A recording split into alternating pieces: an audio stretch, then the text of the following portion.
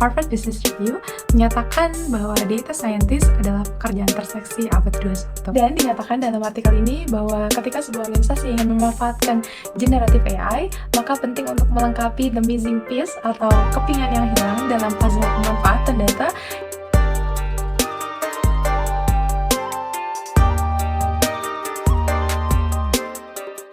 Hai teman-teman, selamat datang kembali di Kenal Digital. Dan hari ini apa kabar? Semoga semuanya dalam kondisi yang sehat ya. Oke, hari ini aku akan bahas topik yang aku sendiri udah nyimpen ini cukup lama, karena aku selalu berpikir bahwa kalau materi ini aku bahas di awal, takutnya Kenal Digital ini kesannya berat gitu. Tapi setelah aku pikir-pikir, ya kenapa nggak aku bahas aja dulu sisi introduction-nya. Jadi nanti kita bisa bahas dan kita bisa lebih kenal dengan materi yang aku suka banget ini, yaitu data governance atau tata kelola data. Nah, siapa sih di antara teman-teman yang nggak menyadari hiruk pikuk dari dunia perdataan ini? Kayaknya di mana-mana kita lagi ngomongin data.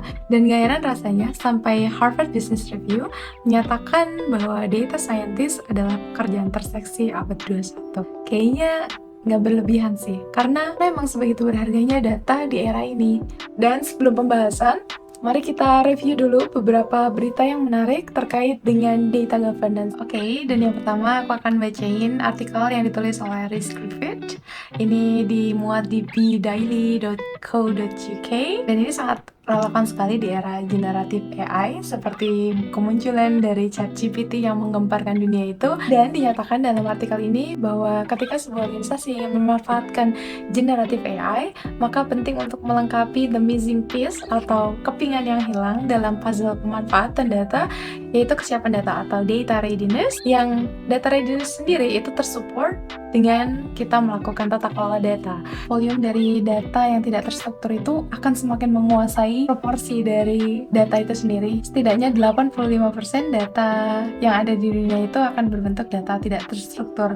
Dan bayangkan kalau kita tidak menata kelolakannya. Satu analogi yang aku suka banget dalam artikelnya yang menyatakan bahwa gambaran dari sebuah data yang tidak ditata kelolakan adalah ketika kita ingin mengambil sebuah box di dalam sebuah gudang, tapi box itu tidak dilabeli. Dan ketika volume dari datanya terus meningkat, itu perumpamannya adalah jumlah boxnya semakin banyak akan semakin sulit, dan kemungkinan kita mengambil box yang salah itu semakin besar. Artinya apa? Ya, kita tidak bisa mengambil keputusan dengan tepat gitu. Padahal tujuan dari pemanfaatan data ini sendiri salah satunya adalah kita ingin mendapatkan akurasi, kita ingin mendapatkan dukungan atas pengambilan informasi. Tapi kalau informasi yang kita dapatkan itu salah, apakah tetap berguna proses pemanfaatan data ini? Oke, selanjutnya adalah berita dari India. Ini dimuat di TechCrunch. Aduh, susah banget sih nyebut nama websitenya. Menyatakan bahwa India melihat perlunya atau adanya urgensi untuk membentuk National Data Management Office. Dan aku secara pribadi merasa bahwa ini adalah inisiatif yang bagus banget. Di era dimana keputusan yang akurat, keputusan yang tepat waktu itu menjadi sangat berharga, maka memiliki Data Management Office ini akan menjadi sebuah aset yang berharga. Dan badan ini sendiri masih dalam proses pembahasan. Saya sendiri mendukung kalau misalnya ini akhirnya terwujud. I hope it will be useful. I hope that it can help the Indian government to produce informed decision, which eventually will help them to get the best possible decision. Itu berita yang kedua. Dan berita yang terakhir, ini berita yang berasal dari Indonesia. Jadi dinyatakan bahwa Huawei mendukung tata kelola data digital yang mana dilakukan dalam rangka transformasi digital pemerintahan. And of course, as an avid supporter of data governance, I said yes. Please do. Oke teman-teman, dan itu tadi beberapa berita terkait dengan data governance. Rasanya dari tadi udah kita bahas data governance, tata kelola data. Tapi apa sih tata kelola data dan mengapa itu penting? Terus bagaimana sih kita melakukan tata kelola data? Selama episode ini aku akan coba memberikan teman-teman gambaran singkat, padat, dan semoga jelas. Karena percuma ya singkat, padat, tapi nggak jelas. Semoga ini akan jadi sesi introduction data governance yang bermanfaat gitu ya. Oke, tapi sebelum aku menuju pembahasan tentang data governance, aku mau cerita sedikit nih. Ketika aku mau bahas topik governance, aku sendiri tuh kayak maju mundur gitu loh. Karena topik governance ini sendiri adalah topik yang kurang menarik gitu. Mungkin kalau aku pikir-pikir lagi kenapa ini menjadi tidak menarik. Karena yang pertama menurut aku ya, I mean disclaimer, ini pendapat pribadi jadi bisa jadi salah. Tapi menurut aku ngelihatnya governance sendiri tuh kayak nggak ada direct impact-nya gitu loh teman-teman, nggak ada direct output-nya. Jadi ketika kita melakukan tata kelola atau kita berinvestasi pada tata kelola, kita tuh nggak akan merasakan dampak langsungnya gitu. Karena ini tuh sebenarnya biasanya governance itu baru kerasa tuh dalam jangka yang cukup panjang gitu. Jadi bukan hari ini berinvestasi pada tata kelola, besoknya kita udah menghasilkan sesuatu gitu. Bukan kayak gitu, yang akhirnya membuat ini topik yang jadinya kayak nggak menarik gitu. Yang kedua, tata kelola juga biasanya dilihat sebagai sesuatu yang kompleks, sesuatu yang ngeribetin aja sih, ngapain sih harus gini, ngapain harus direncanakan dengan matang, ngapain kita harus punya strategi. Ya udah, ada sesuatu langsung aja kita adopsi gitu. Ya intinya tata kelola biasanya terlihat sebagai sesuatu yang ribet atau dipersepsikan sebagai sesuatu yang ribet dan ngeribetin. Tapi aku berharap melalui video ini aku bisa sedikit menjelaskan ke teman-teman kenapa topik governance, khususnya data governance itu menjadi sesuatu yang penting. Oke, dan pertama aku akan jelasin dulu why it's important. Kenapa aku nggak start dari what? Karena menurut aku biar urgensinya tuh kerasa gitu ya. Jadi aku akan mulai pembahasannya dari why. Why data governance is important. Jadi ini mengadopsi cara berpikirnya COVID mengenai tata kelola TI. Setidaknya tuh ada 3 manfaat yang penting banget terkait dengan kenapa tata kelola ini harus dijalankan. Yang pertama adalah benefit realization. Kalau kita ingin mendapatkan hasil yang maksimal dari kita melakukan sesuatu, misalnya melakukan TI atau kita melakukan pengelolaan data dalam konteks data governance, maka penting sekali bagi kita untuk melakukan tata kelolanya. Karena dengan begitu kita memastikan diri untuk kita bisa mendapatkan manfaat yang sebesar-besarnya. Manfaat yang sebesar-besarnya dari pengelolaan data apa? Data kita menjadi data yang terpercaya. Data kita data yang comply terhadap regulasi. Data kita data yang aman. Dan hal yang kedua adalah risk optimization. Aku pernah jelasin ini juga sebelumnya, kenapa menyebutnya adalah optimization, bukan minimization. Jadi, kita ingin mengoptimalisasi resiko, maksudnya dalam hal ini bersifat resiko yang positif, itu bisa kita kapitalisasi, bisa kita manfaatkan, bisa kita wujudkan, tapi ketika itu resiko yang negatif, maka resiko itu bisa kita minimalisasi gitu ya. Itu mengapa terminologinya adalah risk optimization. Nah, jadi ketika kita mengelola data, kalau kita menetapkan tata kelola yang baik, maka resiko-resiko ini bisa kita optimasi gitu ya.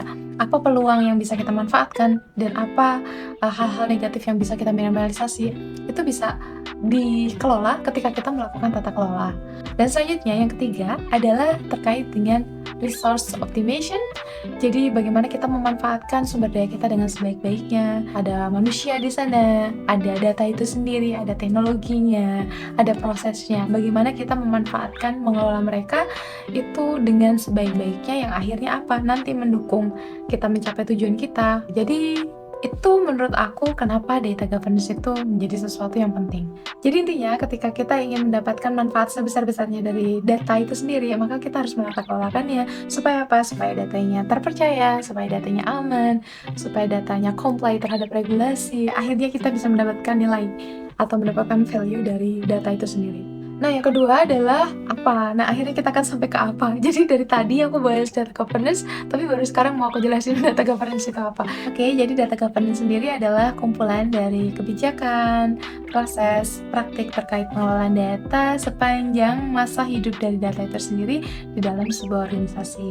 Dan umumnya ada 3 pilar yang biasa disebut di berbagai referensi terkait dengan tata kelola data. Yang pertama adalah kualitas data. Jadi bagaimana kita mendapatkan data yang berkualitas, data yang akhirnya bisa mendukung pengambilan keputusan, datanya terpercaya gitu ya.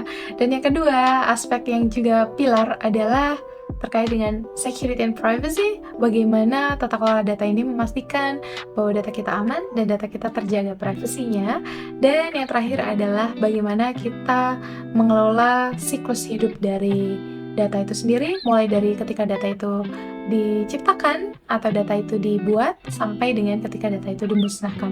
Itu ketiga pilarnya, meskipun ada banyak ya tambahannya, ada nanti pengelolaan metadatanya, ada bagaimana integrasinya, tapi ya biasanya yang paling sering disebutkan oleh berbagai referensi adalah 3 itu. Nah, tantangan dari pengelolaan data itu sendiri adalah bagaimana kita bisa menemukan keseimbangan antara keterbukaan data, karena ini dituntut ya oleh banyak pihak bahwa data tuh harusnya terbuka, data itu transparan gitu. But at the same time, kita juga harus bisa mengelola keamanan data. Juga bagaimana kita memaksimalkan pengelolaan data ini untuk mewujudkan inovasi-inovasi yang baik, tapi at the same time kita juga harus bisa mengelola resikonya. Nah, ini bagaimana kita menemukan keseimbangannya. Dan ini ngingetin aku sama satu post, aku lupa banget, seharusnya waktu itu aku screen capture, jadi aku nggak bisa nyebutin siapa penulisnya. Yang intinya dia bilang gini, kok aku udah ketawa duluan sih? Jadi dibilang bahwa ketika kita ada di rapat apapun menyatakan pendapat bahwa tapi sangat penting bagi kita untuk menemukan keseimbangan. Itu tuh works every time, akan selalu berlaku di setiap rapat apapun, kapanpun. Dan aku ngerasa kayak, oh iya ya, kayak apapun temanya, kalau kita ngomongin keseimbangan tuh nyambung aja gitu. Dan iya benar banget, kalau kita ngomongin data governance pun, menciptakan keseimbangan itu adalah sesuatu yang penting. Bagaimana kita bisa menyeimbangkan tadi kebutuhan-kebutuhan kita, bagaimana kita mewujudkan kebutuhan dari para stakeholders data atau pemangku kepentingan terkait dengan data. Terus juga di satu sisi kita bisa mengelola resikonya, bisa mengelola keamanannya. Bagaimana kita mewujudkan itu adalah salah satu tantangan yang menurut aku cukup tricky terkait dengan data governance. Beberapa hal yang perlu dipertimbangkan terkait dengan penata kelolaan data ini antara lain adalah bahwa kolaborasi itu ternyata penting banget. Jadi ketika kita mengelola data itu tidak bisa dilakukan secara silo-silo atau terpisah-pisah, tapi kita harus melihatnya sebagai satu kesatuan yang holistik. Jadi ketika organisasi kita mengelola beberapa jenis data oleh beberapa jenis departemen,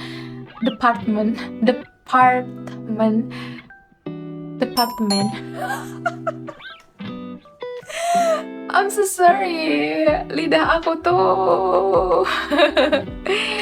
Ya, kita lanjut. Tadi sampai mana sih? Oke.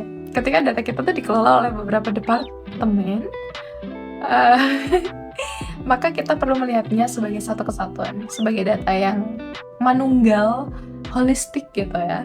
Yang kedua, kita juga penting untuk mengconsider tentang aspek ethical, aspek security, aspek privacy.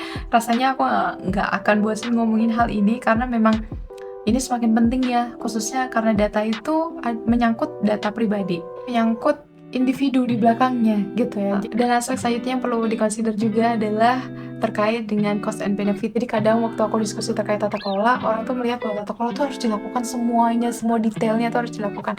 Aku selalu pengen bilang bahwa dipertimbangkan juga cost and benefitnya, jangan lupa. Meskipun tata kelola itu sesuatu yang kelihatan akan bisa ngasih kita manfaat ya, khususnya dalam jangka panjang, tapi juga perlu dipertimbangkan sebanding nggak antara cost and benefitnya. Jadi lakukan saja hal-hal yang memang sesuai dengan cost and benefitnya ya, kecuali itu memang wajib, misalnya kayak regulasinya memang mewajibkan seperti itu, ya itu udah nggak bisa ditawar lagi ya, itu kan sesuatu yang memang harus dilakukan. Tapi kalau hal-hal yang tidak ada regulasinya, itu bisa kita consider tuh, apakah itu memang sebanding antara cost and benefitnya.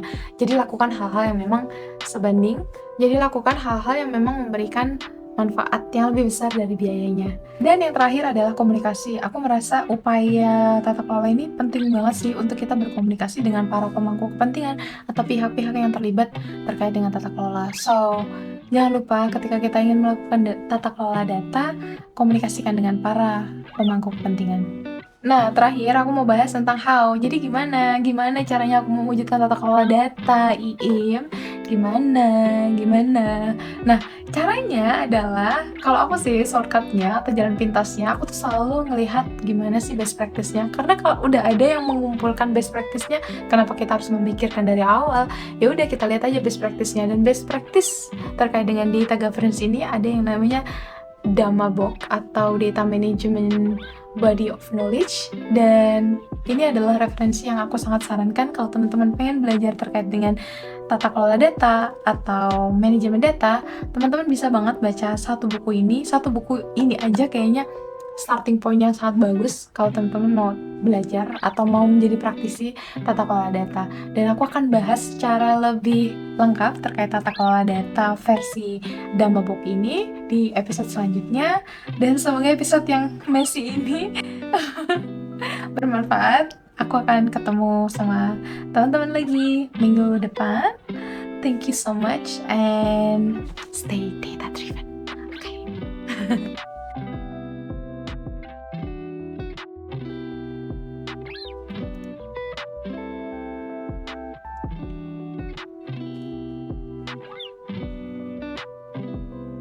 Perfect. Kerjakan proses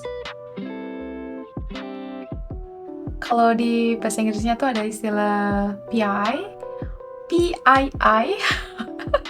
personally identifiable.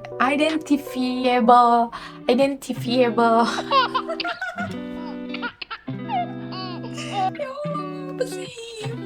12 seconds later. Lah, aku nyerah aja lah. Nah, tantangan yang ada di era ini adalah bagaimana kita mendapatkan keseimbangan antara keterbukaan data dan juga apa?